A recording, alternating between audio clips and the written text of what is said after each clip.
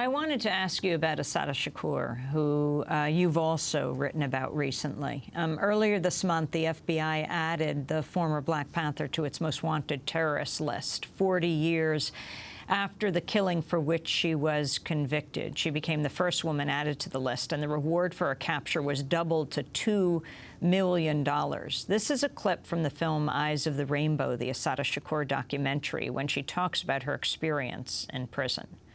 Prisons are big business in the United States, and the building, running, and supplying of prisons has become the fastest-growing industry in the country.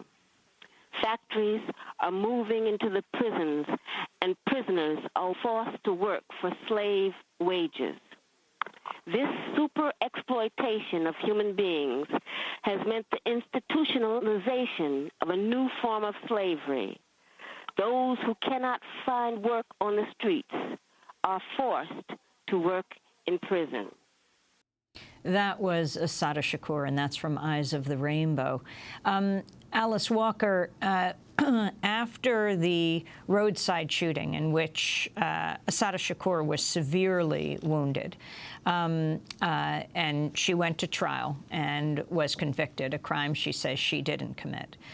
She escaped from prison and got political asylum in Cuba, where she has lived for decades. Your thoughts on what has most recently happened, her being added to the terrorist list?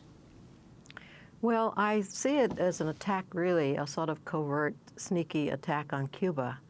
I think that the governments, all of them that in recent memory, have wanted to destroy the Cuban people, really, and their insistence on their freedom and their dignity. And I think this is a way of saying that, you know, you have a, quote, terrorist there, and we have a right to go in and get her. And so this could cause a very big fight between these countries, which have never had peace in my lifetime.